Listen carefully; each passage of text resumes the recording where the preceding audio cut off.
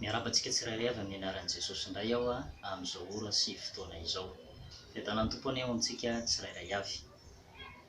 Androantsika dia hijery loha hevitra anankiray indray izay fampizarana dia mahakasika ny amin'ny antsoina hoe hetaheta lalina an'Andriamanitra. Hetaheta lalina an'Andriamanitra. Ilaina zany manana hetaheta zava-panahy.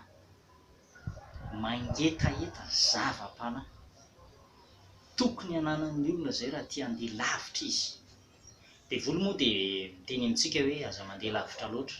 Zay ilay nolazain'ny Farao tamin'ny Mosesy sy ny zanak'Israely hoe havelako ihany nareo izay handeha hanompo an'izany Jehovah Andriamanitra reo izany, fa izao aza mandeha lavitra loatra. Ka eo indrindra ry havana no ifampahirezantsika hoe ny zanak'Andriamanitra tokony handeha lavitra. Misy fotoana Eli mpaminany eo amin'ny mpanjaka voalohany 7:20 rehefa tena mamaky tsara ny tantara io ianao dia zao ny voasoratra hoe miarena ho sisy ka homana. Rehefa mitondra hanina ho an'ny Eli mpaminany zany ilay anjelin'Andriamanitra, rehefa reraka avy nandeha tongotra Eli mpaminany dia mipetraka teo ambanin'ny anjavidy anankiray, hazo anankiray, anjavidy anankiray dia natory teo izy.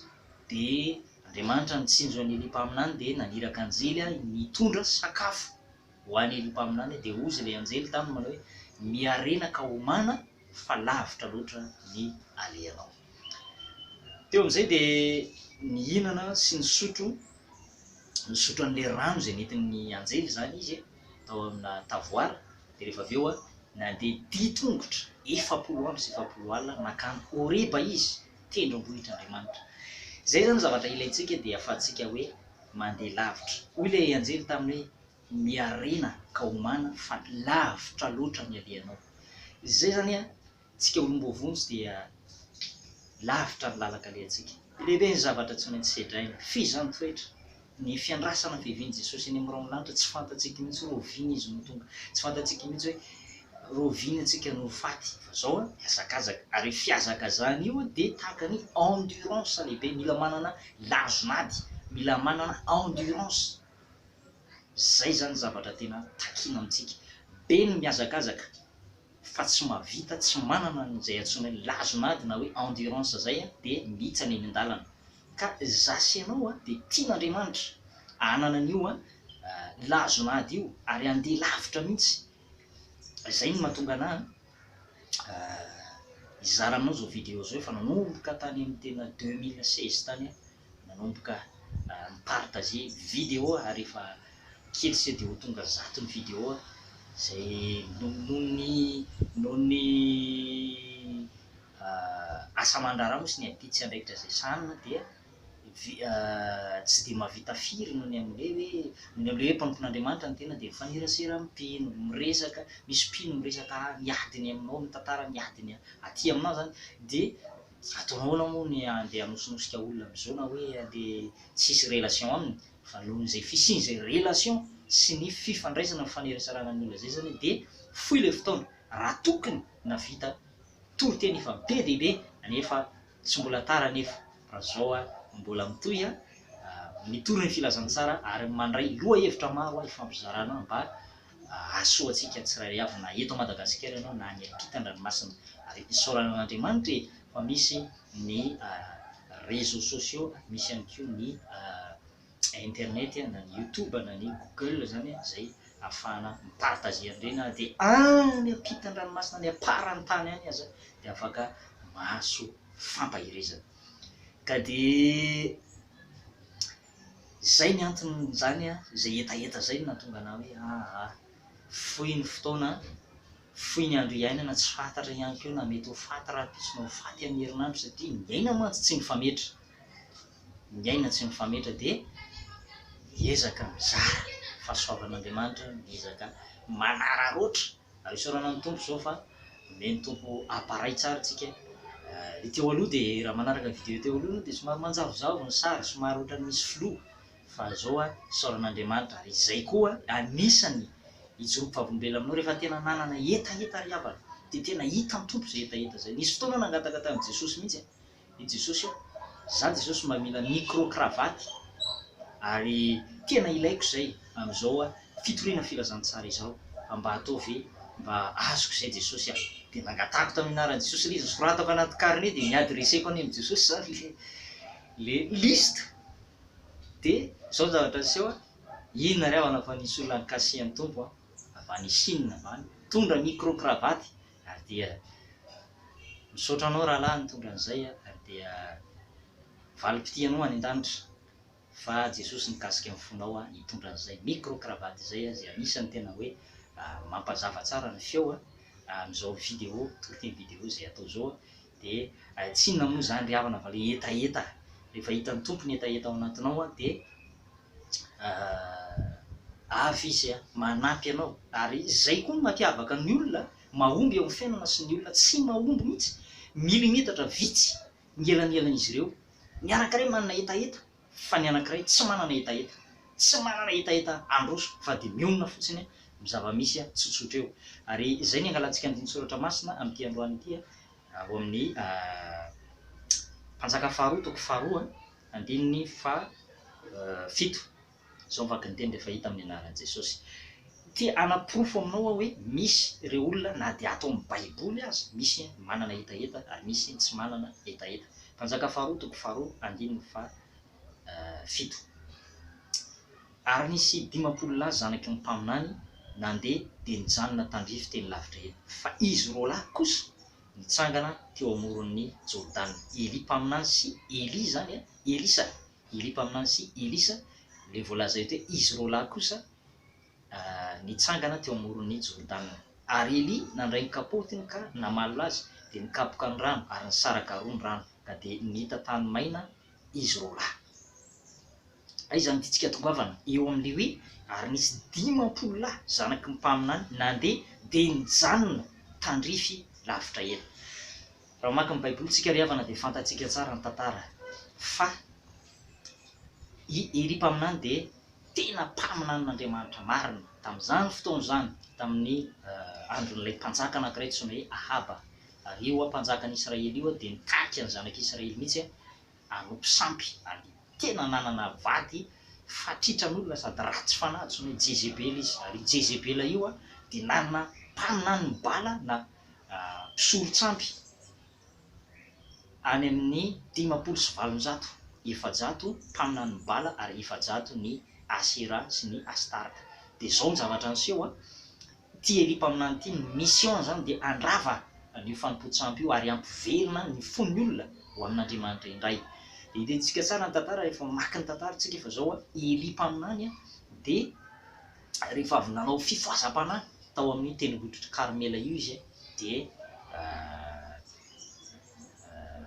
rehefa rava zany ny sampy de tezitra le Jezebela zany le vadiny Ahaba mpanjaka zany de amin'ny mpanjaka voalohany toko 7 moa nomboka amin'ny voalohany de hitantsika tsara fa nandeha nandositra izy ary zay natonga azy mipetraka teo ambanin'ny hazo anjavidy anankiray io izay natory reraka kivy de hitan'Andriamanitra zay fakiviny zay ary dia ozy Andriamanitra hoe aloha ianao alaiko aty amiko de fantatsika tsara ny tantara fa Eli mpaminany de tsy nandalo fahafatesana fa niakatra velona any an-danitra noentin'ny soavaly hafa sy ny kalesy hafa.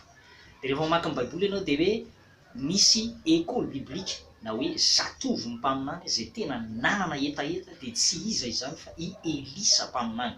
Elisa tsy mbola mpaminany tamin'izao fotoana zany fa mbola zatovo ary mazatovo azay de nisy an'ity tsy izy rery akory no zanaky ny mpaminany fa nisy akoatr'izay tao nisy akoatr'izay tao de ireo 50 lahy zanaky ny mpaminany.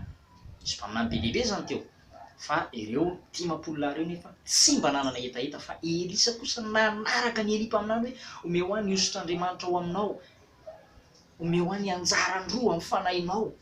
Zavatra sarotra loatra zany izy Eli.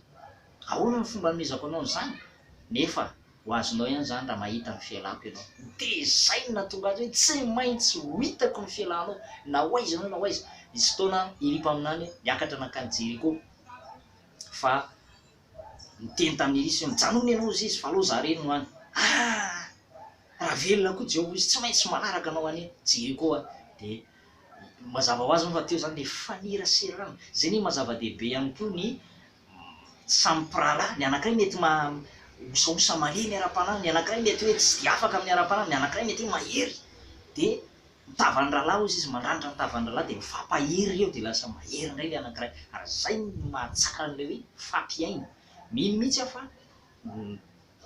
nanome fampianarana ho azy Elie, nanome fampianarana ho an'ny Elisa zany de nandray tsara an'le fampianarana ary de nahery izy zay nahatonga azy tena tsy kivy mihitsy fa tena nitadiaviny mihitsy zay fomba rehetra ahitana any fialan'ny Elie mpaminany de zao zavatra niseho rehefa zay moa le etaeta de nanjary nataon'Andriamanitra hita mihitsy ny elan'ny Elie mpaminany de mifindra tao aminy ny anjarandrona ny ositra avy roa iny tamin'ny fanahiny Elie mpaminany de zay zany le etaeta reo zany rehefa mangetaeta mahazavatra goavana spesiala mihoatra ny olona rehetra lasa olona miavaka ianao, lasa olona invisible ianao, lasa olona instoppable, irrésistible zany hoe lasa tena ohatrany hoe hafa mihitsy zany e tsy hoe koa hoe hitarika anao any fibebona zay na hoe manava tena no mihevitenao zavatra fa zay misy le fipetraka le izy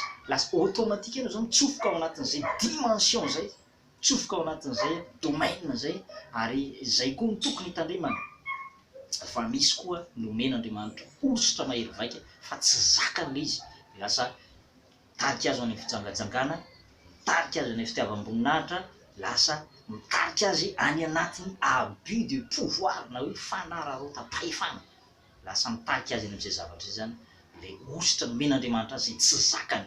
Saoly enge nomen'Andriamanitra ositra Saoly mpanjaka ary hita mihitsy fa niara naminany tamin'ireo mpaminany ray dizy ary latsaka tamin'ny fanamasina fa tsy zakany le ositr'Andriamanitra lasa mitondra azy ho any fielonana ny Davida de nanjary nisy fanahy ratsy nitsofoka tao anatiny. Zay koa zany mila mitandrina ny olona rehefa ampiasain'Andriamanitra fa manjary lasa avily ny devoly any amin'ny zavatra hafa le fahombiazana tokony hitohy. Azonao nga am'izay lesona zay mila mitandrina tsara zany ny olona anankiray rehefa men'Andriamanitra ianao rehefa ampiasain'Andriamanitra, ianao rehefa manatombo amin'ny fahendrena, ianao rehefa manatombo amin'ny fahatsapana, ianao rehefa naomby teo amin'ny zavatra nataonao mila mitandrina ianao fa sao de avily ny devoly kely foana any amin'ny zavatra tsy araka ny sitrapon'Andriamanitra indray le izy de lasa mahatonga laza ratsy eo aminao de lasa ohatra mihitsy tsy nanao ninona ianao lasa voafafa daholo voaforma teo izy ny fitenenana zavatra rehetra ny donisy ny zavatra rehetra nataonao tany aloha tany voaforma te ka zay zany le etaeta mila manana etaetsika riavana. Jesosy de niteny indray maka ao amin'ny Matthieu 5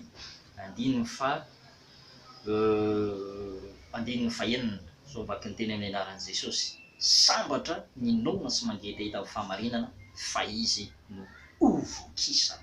Sambatra ozy izy zay olona nona sy mangetaheta amin'ny fahamarinana fa izy no ovokisana.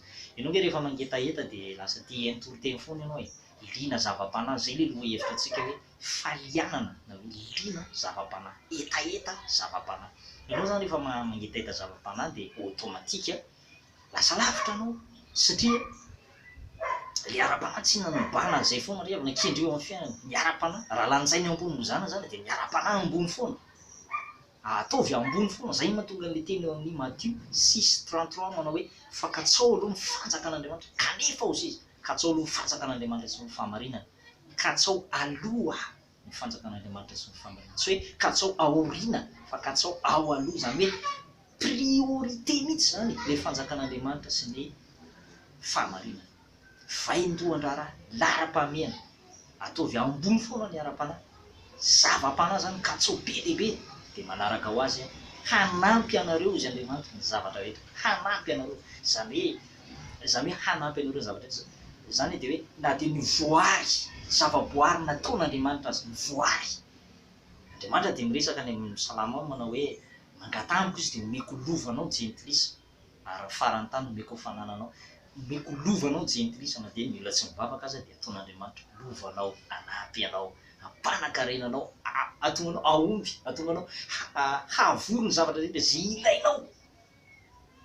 Tsy mivily eny amin'ny fompoahana ara-bolana fa filazantsara fananankarena Izay le lazain'ny tean'Andriamanitra hoe hanampy anao zavatra rehetra.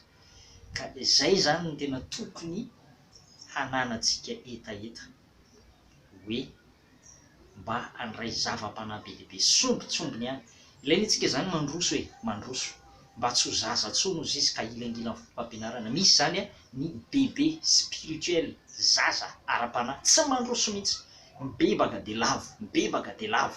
Ireo zany le isan'ireo janona eo amin'ny fanorenana, fa tsy mba mandroso mandinika hoe de ahoana indray moa zany ny mahakasika an'ity fametrahan-tanana ity, de ahoana indray moa zany mahakasika an'io batisa io, de ahoana indray moa zany mahakasika an'io fitsaran'Andriamanitra ho avy io. Zay lazain'ny Hébreo 6:1-2 de milaza ny tean'Andriamanitra ato manao hoe 1 sy 2 manao hoe koa aoka ilaozantsika ny abidiny fotom-pampianaran'i Kristy fa aoka androso ho amin'ny fahatanterahana isika ka tsy anao fanorenana indray de fibebahana ahafahana miasa maty sy ny finoana an'Andriamanitra, ny fotom-pampianarana ny amin'ny batisa maro sy ny fametrahan-tanana ary ny fitsanganany maty sy ny fitsarana mandrakizay. Zany zany tokony mba eritreretintsika ahoana zany fitsarana mandrakizay, ahoana zany batisa zany, ahoana zany hoe fitsanganany tena maty zany, ahoana zany hoe fitsaran'Andriamanitra ho avy zany. Fametrahan-tanana tokony mba hivelatra sy androso bebe kokoa zany, fa tsy hoe tavela eo amin'ny bebe spirituel na hoe eo amin'ny zanatohatra voalohany. 10 taona mivavahana mbola eo amin'ny zanatohatra voalohany foa.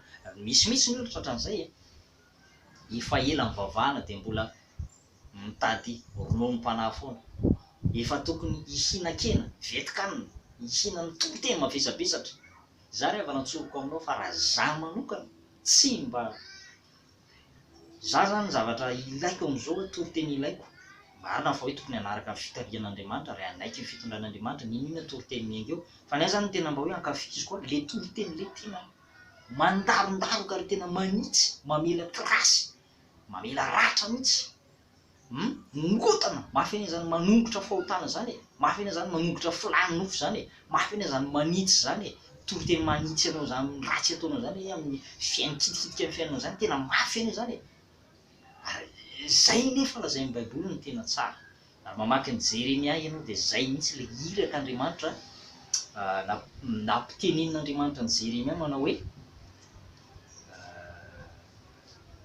fa raha isan'ny mpihevitra teo amiko izy de nampihain'ny oloko ny teniko ary nampiverina azy ho amin'Andriamanitra sy nampiala azy amin'ny faratsiny nataony, ampiala azy amin'ny faratsiny nataony. Zay zany lay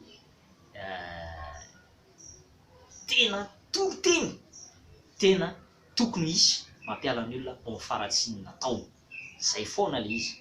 Ary misy fotoana moa nisy mpanompon'Andriamanitra nisy pastera zay toriteny momba ny fitahiana foana, fipoahana ara-bola, de izy ty fa tena mahazo olona maro de nisy commenté zany le izy hoe ny anay pastera niatongavana am-piangonana de ny anitsy anay am'le fiainanay ratsy anitsy ny toetra tsy mety ataonay fa tsy de resa-bola loatra, marin'zany ry havana, marin'zany.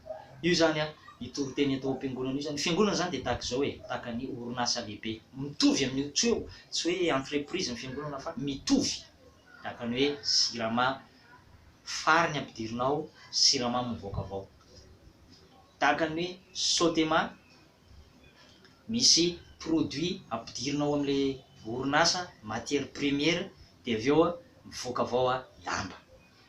Zay zany le izy, de mpanota miditra ao amin'ny fiangonana io izy de ka ny orinasa de mivoaka avao izy lasa olom-baovao. Ohatr'izay zany zavatra tokony isy raha ny lôzika sy ny raha marina, raha tena manana etaeta le olona miditra ao am-piangonana. Fa ny magaga ao de tsy miditra am-piangonana mihitsy ny olona sady tsy mivavaka raha tsy misy fanasana, hoe misy batisa, misy fanoran-jaza, misy fetifety ao am-piangonana, zay izy natao amin'ny cousin na cousine, natao amin'ny olona izy zay vao tonga am-piangonana. Fa raha hoe etaeta miova ho tonga olom-baovao hiala amin'ny faratsiny, tsy de manana an'izay loatra ny olona. Zay no isin'izao afatr'Andriamanitra zao mananantsika zay etaeta lalina zay. Za ry havana nisy fotoana teo amin'ny fiainako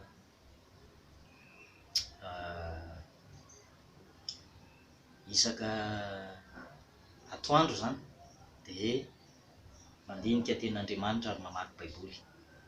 Atoandro rehefa tonga koa zany amin'ny 12 mahery kely eo dia mandinika tenin'Andriamanitra, ary rehefa avy eo ny taria amin'ny fanahy masina hoe aza dinihana fotsiny fa ataovy tsy anjery-manitra. Nisy fotoana eo amin'ilay Lioka 5:12, Lioka 5:17, le tantaran'ilay mpanan-karaina sy ilay Lazarosy tena haiko tsy anjery, tsy mirehareha fa voninahitra dia ho an'i Jesosy irery ihany, fa ny tombontsoa raisina amin'izy dia rehefa ilay mitory filazantsara zany dia tonga dia efa mby ao anatinao, ary izay koa ny mampiavaka ny evanjelistra sy ny mpampianatra. Ny evanjelista zany na ny tena mpitory teny dia efa fantatra mialoha le marina, zany hoe fa ao anaty zany le famarinana fa le hitory izy amikery amin'izay zany. Dia nisy fotoana amin'izay zany tao anatina taxi be dia gaga le namako, za zany tsy nafantatra anazy hoe izy tika mandinika dinihany eo amin'ny rétroviseur eo aza, jery azy mandinika mahita an'le molotro mihetsiketsika nefa tsy fantany fa mamerimberina le tenin'Andriamanitra anaty taxi be any zany. Tonga dia efa zay raha tiako milazay ny tenin'Andriamanitra hoe Josoatoko 1:5 laza amin'ny tenin'Andriamanitra hoe aoka izy tsy hiala amin'ny vavonao, ity boky ny lalàna ity fa saintsainy andro manalina mba hitandremanao hanao araka izay rehetra voasoratra eo, ary amin'izany ozy izy dia ambinina ny lalanao sady azo fahombiazana tsara ianao. Azo fahombiazana tsara zany hoe saintsainy andro manalina, mila saintsaina andro manalina, mila manana an'izay etaeta izay zany hoe saintsaina andro manalina ny tenin'Andriamanitra. Dia izao hitan'ny rahalahy zany mamerimberina le andiny soratra masina izy, ahoana ianao zany rahalahy atao miteny irery, tsy miteny irery aho rahalahy fa le tenin'Andriamanitra manao mamerina le tenin'Andriamanitra dia misaintsaina, hatramin'iny dia mandinika foana ny rahalahy hoe mamerimberina le tenin'Andriamanitra zany dia manao tsinjery an'ilay izy.